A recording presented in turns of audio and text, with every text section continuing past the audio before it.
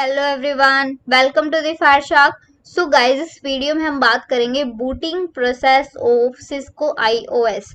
Cisco IOS IOS यहाँ पे बिल्कुल ऑपरेटिंग सिस्टम की तरह होता है गाइस। ये सिस्को जो भी अप्लायंसेस होते हैं, जो भी राउटर होते हैं, हमारा राउटर हो गया, जो भी सिस्को के अप्लायंसेस होते हैं उनके ऊपर होता है। अब ये जब भी जैसे सिस्को राउटर जो होता है बूट होता है, तो उसमें क्या होता है, एक सीरीज ऑफ स्टेप्स होते हैं जो कि फॉलो होते हैं वन बाय वन। और ये जो स्टेप्स होते हैं ये किस लिए होते हैं? टेस्ट दी हार्डवेयर को टेस्ट करने के लिए, और जो भी नेसेसरी सॉफ्टवेयर है उनको लोड किया जाता है। अब देखते हैं वन बाय वन ये प्रोसेस, ये सीक्वेंस ऑफ स्टेप्स कौन से होते हैं।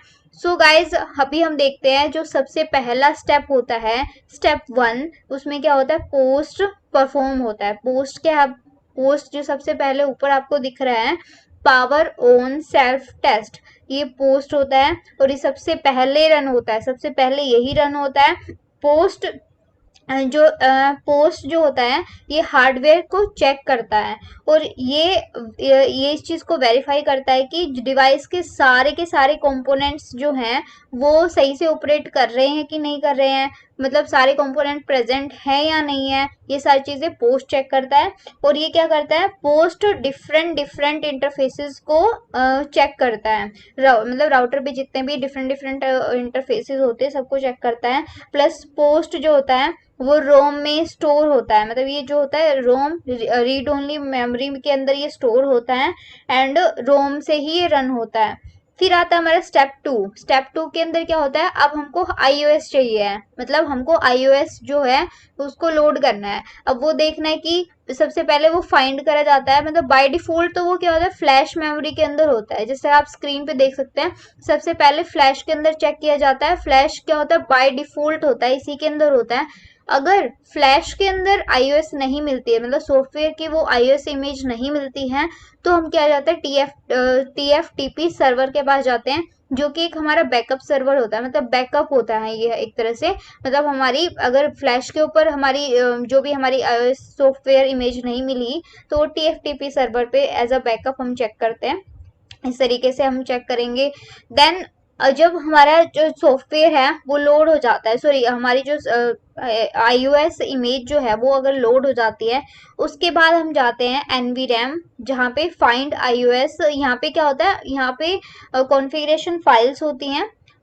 आफ्टर मतलब ये iOS लोड होने के बाद कॉन्फ़िगरेशन फाइल की नीड होती है।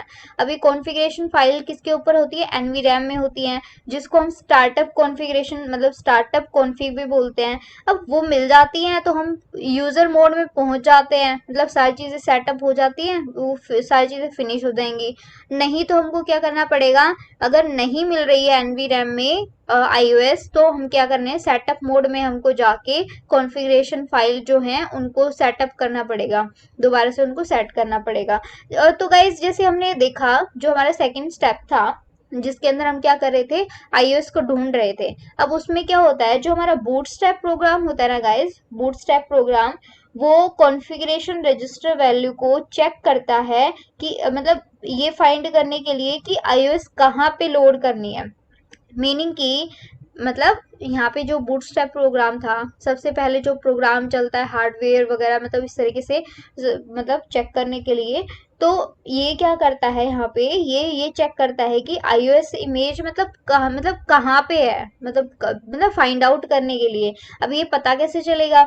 जो डिफॉल्ट वैल्यू होती है ना कॉन्फ़िगरेशन रजिस्टर की, वो होती है 0x2102। ये इसकी क्या होती है? कॉन्फ़िगरेशन रजिस्टर की डिफॉल्ट वैल्यू होती है। अगर डिफॉल्ट वैल्यू कॉन्फ़िगरेशन रजिस्टर की 0x2102 है, इसका मीनिंग ये है कॉन्फ़िगरेशन रजिस्टर वैल्यू, मतलब ये जो वैल्यू है ये इस चीज़ को इंडिकेट करती है कि राउटर को Cisco iOS operating system software image जो है वो फ्लैश मेमोरी से लोड करनी है। मीनिंग की जो भी मैंने ये कॉन्फ़िगरेशन रजिस्टर वैल्यू बताई 0x2102, अगर ये वैल्यू है, ये डिफ़ॉल्ट वैल्यू है, इसका मीनिंग जो है iOS जो है हमारी सॉफ्टवेयर इमेज जो है वो किस में होगी? फ्लैश मेमोरी के अंदर होगी। अगर इसके बाद क्या होगा? स्टार्टअप कॉन्फ़िगरेशन फाइल को सॉरी गाइस, हाँ, इसके बाद क्या होगा? स्टार्टअप कॉन्फ़िगरेशन फाइल को कंसोल स्पीड 9600 बॉड रेट से लोड किया जाता है। फिर आता है बूटस्ट्रैप प्रोग्राम, हार्डवेयर को इनिशियलाइज करने। जो हमारा बूटस्ट्रैप प्रोग्राम है वो किसके लिए, हार्डवेयर को यहाँ पे इनिशियलाइज किया जाता है बूटस्ट्रैप प्रोग्राम के द्वारा। एंड iOS प्रोग्राम को ढूंढने के लिए कि वो कहाँ पे लोकेटेड है। मतलब ओवरऑल बूटस्ट्रैप प्रोग्राम क्या कर रहा है, एक तो iOS जो इमेज है, हमारे सॉफ्टवेयर इमेज है, कि ये फाइंड करने के लिए कहाँ पे वो एग्जिस्ट कर रही है, मतलब फ्लैश में है या फिर कहाँ पर है। और दूसरा हार्डवेयर को इनिशियलाइज करने के लिए यूज होता है। और मतलब इसके बाद जब ये इनिशियलाइज हो रही, हार्डवेयर इनिशियलाइज हो गया है, हमारी iOS भी हमको मिल गई है, मतलब फ्लैश मेमोरी में एक तरह से मिल गई है, तो उसके बाद iOS इमेज को लोड करने के लिए ये काम आता है। उसके बाद ये लोड करता है। अगर iOS फ्लैश मेमोरी में ना मिले तो अदर लोकेशन लाइक TFTP, जैसे कि हमने पहले भी डिस्कस किया था, अगर फ्लैश मेमोरी के अंदर लाइक हमारी iOS इमेज नहीं मिली है तो हम किस में चेक करेंगे, TFTP सर्वर के अंदर हम क्या करेंगे, चेक करेंगे। जब bootstrap program valid iOS image को फाइंड आउट नहीं कर पाता है तो ये रोम मॉनिटर मोड की तरह एक्ट करने लगता है। मतलब ये रोम मॉनिटर मोड की तरह एक्ट करने लग जाता है जब फ्लैश मेमोरी के अंदर इसको वैलिड iOS इमेज नहीं मिलती है। रोम मॉनिटर मोड कैपेबल होता है कि मतलब ये प्रोवाइड, मतलब इतना कैपेबल होता है कि ये कमांड लाइन इन्वायरमेंट प्रोवाइड करता है, जो कि किस लिए यूज करते हैं हम, downloading iOS image using TFTP। मतलब TFTP का हम यूज करके iOS इमेज को हम डाउनलोड कर सकते हैं।